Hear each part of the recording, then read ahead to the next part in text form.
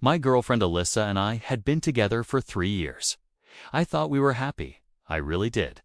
We were even talking about getting engaged. Then Jason started working at her company. At first, I didn't think anything of it. She'd come home and mention him casually. "Oh, Jason told the funniest joke in the meeting today," or "Jason helped me out with that difficult report." He was just a new colleague, a friend. That's what she told me, and I had no reason to doubt her. I trusted her, but then things started to change. Slowly at first, then all at once. It began with her phone. It used to be left on the coffee table, face up, no password. Suddenly, it was always in her pocket or clutched in her hand. Screen down, if I walked into the room while she was texting, she'd quickly lock it and put it away. When I asked who she was talking to, the answer was always a vague, "Oh, just a friend," or "just work stuff." It felt ...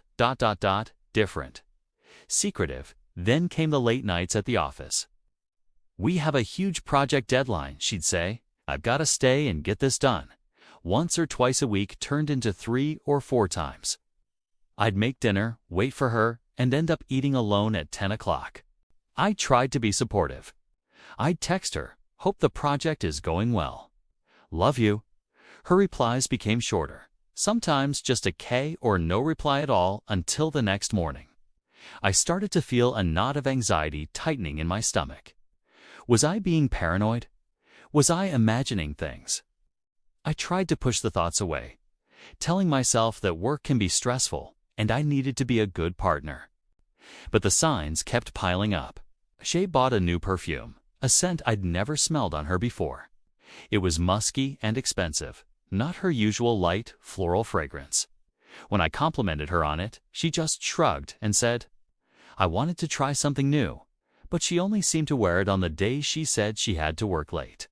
The texting was constant. Her phone would buzz and light up at all hours. During dinner, while we were watching a movie, even in the middle of the night, she'd smile at her screen, a private little smile that wasn't for me. I once caught a glimpse of the name on the notification. Jason. When I mentioned it, she got defensive. "He's just my coworker. We're on the same team, of course we have to communicate." Her reaction was so sharp, so out of character, that it only made my suspicion grow. The breaking point came on a Thursday night. She kissed me goodbye at the door, her new perfume hanging in the air. "Another late meeting," she said, not quite meeting my eyes. "Don't wait up for me." As she walked away, something inside me just ... snapped.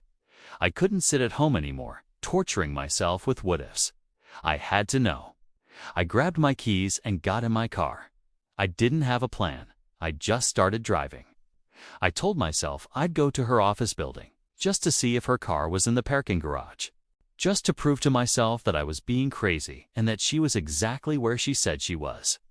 But as I drove, a different thought entered my head. A new rooftop bar had just opened downtown, the kind of trendy, expensive place she and her friends loved. It was a long shot, a complete guess, but my gut was screaming at me to go there. I changed direction and headed downtown. I found a parking spot a block away and walked towards the bar. My heart was pounding so hard I could hear it in my ears. I felt sick. What was I even doing? This was insane. I was about to find out I was a jealous, insecure idiot, and she was just a dedicated employee. I got to the entrance of the building and took the elevator up to the rooftop. The doors opened to a stunning view of the city lights and the sound of music and laughter. The place was packed.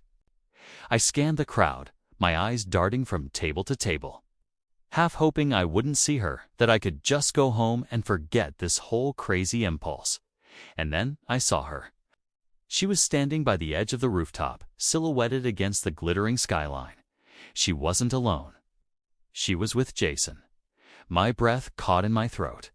I ducked behind a large planter, my body going cold. They hadn't seen me. They were laughing, heads close together. He said something, and she threw her head back and laughed. A full, genuine laugh I hadn't heard in weeks. Then I watched as she reached out and brushed his hair off his forehead. It was such an intimate, natural gesture. He put his arm around her waist, pulling her closer. She didn't resist. She leaned into him, resting her head on his shoulder. It was like watching a movie of someone else's life. This wasn't my Alyssa. My Alyssa wouldn't do this. But I couldn't deny what was right in front of my eyes. I watched as he leaned in and whispered something in her ear, and she smiled and nodded. I saw her touch his arm, her fingers lingering. I saw the way he looked at her. I saw the way she looked back at him. They looked like a couple. A happy couple. Every lie, every late night, every secret text message suddenly made perfect, sickening sense. Just a friend. The words echoed in my mind, a bitter taunt. I wanted to scream. I wanted to storm over there, to confront them both, to make a scene. A part of me was shaking with a rage I'd never felt before. But another part of me, a colder, calmer part, took over. Confronting her here, like this, would just lead to more lies, more denials. She'd twist it, turn it back on me, call me a stalker, call me crazy. No, I couldn't give her that power.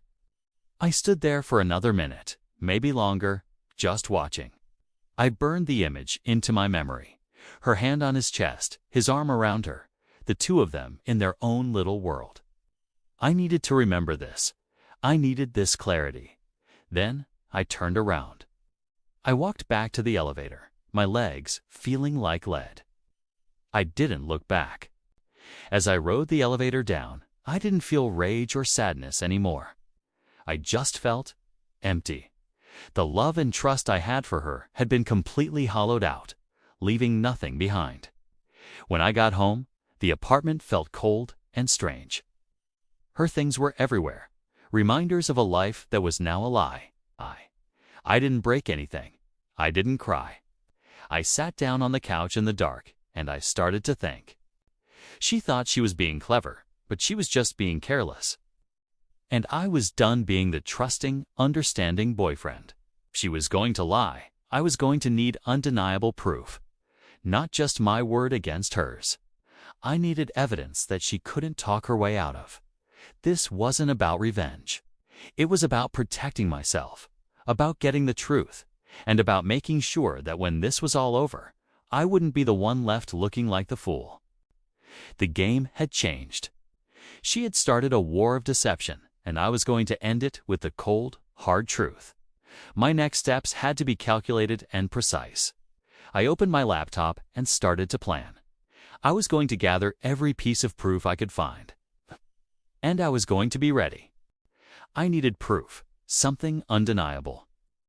So, I bought a small, discreet camera and set it up with a perfect view of the bar's parking lot.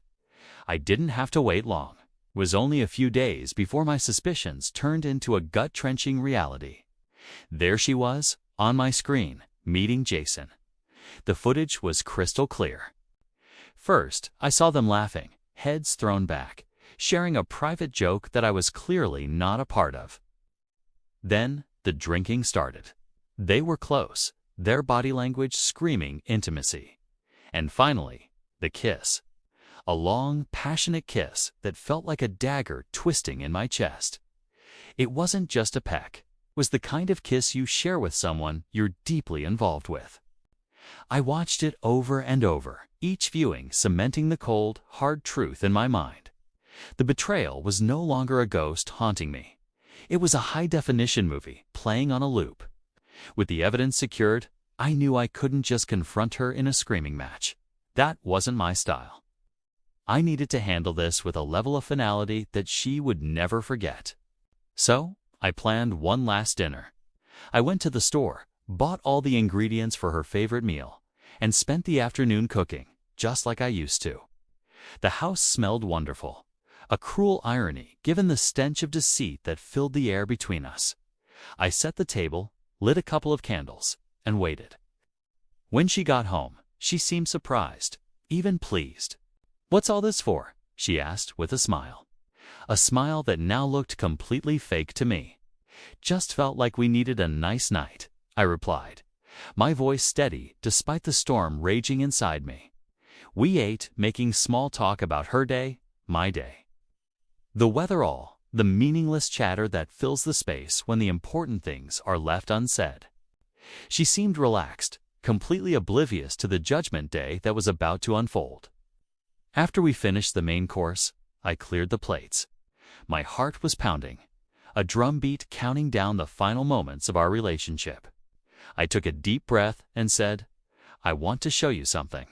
She looked curious, maybe expecting a surprise gift or a slideshow of old photos. I led her to the living room and turned on the TV. The big screen flickered to life, not with a movie, but with the footage from the parking lot. The first scene showed her car pulling up. She looked at me, confused. "What is this?" she asked, a hint of unease in her voice. I didn't answer. I just let it play. Then Jason's car appeared. Her eyes widened. She saw herself get out, saw the smile spread across her face as she greeted him. She saw the laughter, the drinks, the way they leaned into each other. Her breath hitched. The color drained from her face. And then came the kiss.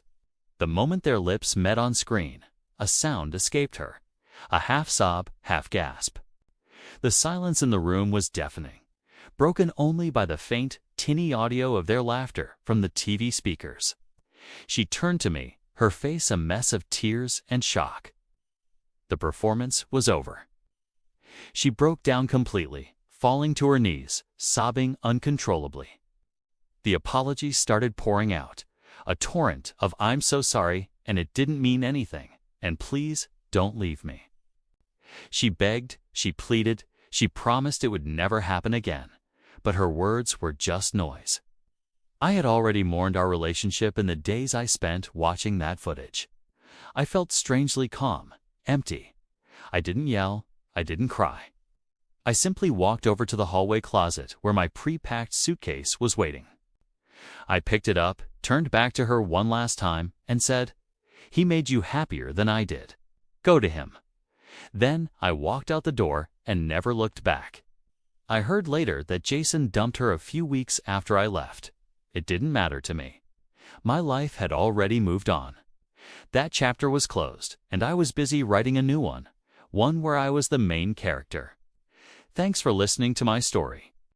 If you've been through something similar, know that you're not alone and that walking away can be the strongest thing you ever do. Don't forget to like and subscribe for more content.